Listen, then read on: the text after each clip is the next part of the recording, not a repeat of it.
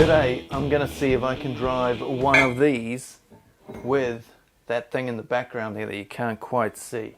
So this is 550 long from tip to hilt. It's about 70 mil in diameter. It's sort of not too far shy of 3 inches. And yeah, it's a big old screw. I haven't driven a screw this big before. And so what I want to know is, will this beast, probably should tilt the camera up, eh? Will this beast be able to do it? This is the TW010G, and she's heavy. That thing's 11 kgs without a battery or any attachments or anything. It's damn heavy. Now it has some pretty impressive numbers, this thing. It can tighten these up to 3,150 Newton meters, probably a little bit more. And when it comes to taking them off, look at the size of that. I mean, look at the size of that. 2.5 inch. Whoa. When it comes to taking them off, it can take off up to 4,200 Newton meters. If you torque that up, these exact bolts have been torqued up to 4,200 Newton meters, and this thing managed to get them off. So that sounds like it would be pretty easy, right? To drive this into the ground, particularly if the ground was soft, didn't have rocks or anything in it. But you'd be surprised, because if you've watched this channel for any length of time, you may remember this video, and also this video, and also this video, where people told me that impact wrenches would smash augers into the ground no problem at all because they had such high torque ratings. But you've got to understand the difference in the torque. The torque in a drill is constant, just driving all the time. One of these goes tap, and then you release the pressure. Tap, release the pressure. Tap, tap, tap, tap. Bit quicker than that, obviously, but it's totally different force, and it just, you know, not very good for driving large things into the ground, from what I have found. But if you want to go check out those videos, they're down in the description. You should probably go watch them before you watch this one, so that you can have a better understanding of whether this thing will be able to drive this into the ground or not. Now, to drive it into the ground, I had to make something. I thought, how am I going to get this to drive this shape? And I thought, well, I could make something that I just bolt onto here, but I thought that's kind of a pain in the ass. It'd be cool to have an adapter that you just chuck on there, or you clip onto here, drive them in, and you don't have to undo it at the end. You could just go around driving these in all day. So I came up with a bit of a design in my head, and I tried to make it today, but I had a few issues. Now, my welding's not the best at the best of times. I wish my welding was like this. Can you see that on the camera? It's a bit dark, isn't it? I mean, this weld here is beautiful. I wish I could weld half as good as that. Anyway, I had issues with my welder today.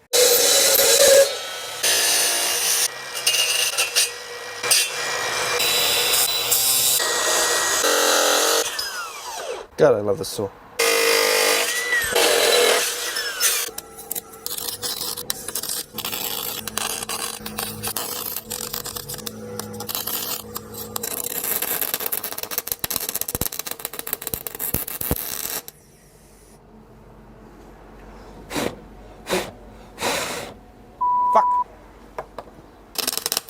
Fuck.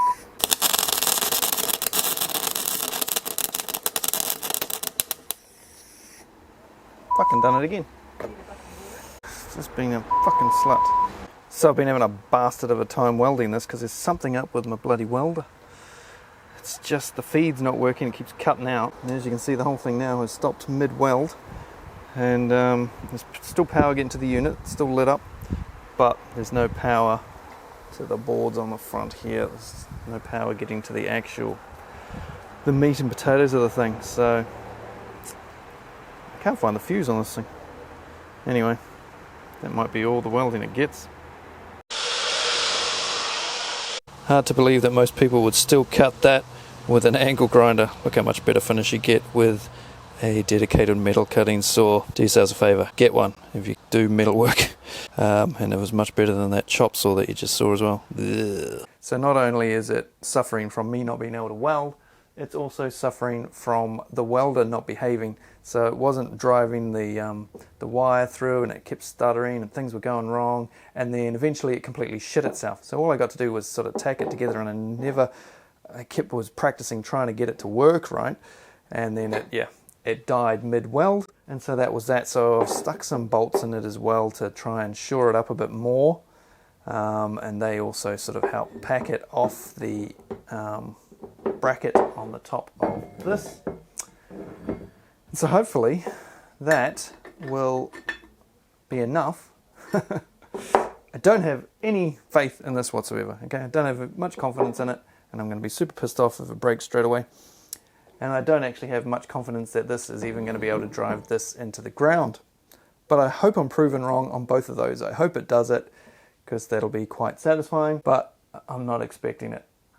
So without further ado, let's go see if it can actually do it. So the way this is designed, it just slots over the top like that, so it sort of can drive like that. And we just put the anvil of our 1-inch impact wrench in there. Of course, you'll need the long anvil for this particular adapter, because you'll never get the impact wrench in here because it's too massive. Now, I've got a pretty soft bit of ground here. Just start it off, and yeah, that's really soft. I think it might actually work. So I'll go grab the beast and see if this is actually a viable way to put ground screws in. If it is, it's a lot better than the some of the units I've seen guys do it with, which are rather cumbersome and have to be sort of anchored. But an impact wrench, of course, doesn't need to be anchored because it's never going to spin you around. Got the 4 amp hour tablets on here. Are we ready? Can it do it? I hope my adapter holds up. Soft bit of ground. We're going to put it on mode. What do we put it on? Shall we stick it on top speed? This could be disastrous. It could be metal flying everywhere, or this thing might go into the ground like a knife through butter. Here we go in 3, 2, 1.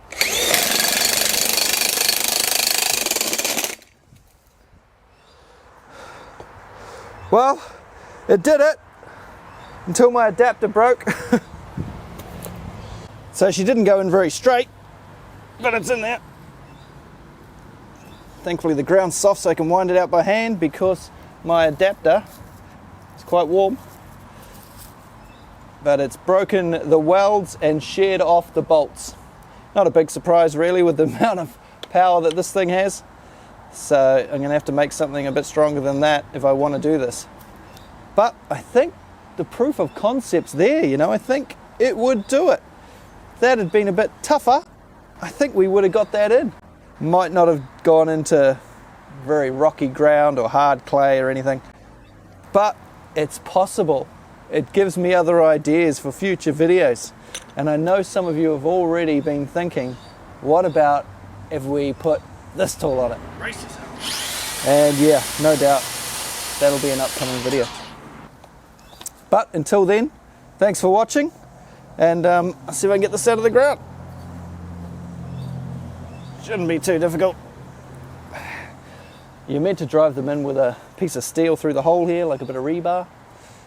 Put it through there, wind it down. You don't need a tool then. But that's no fun, eh? Cheers, guys. Bloody welder.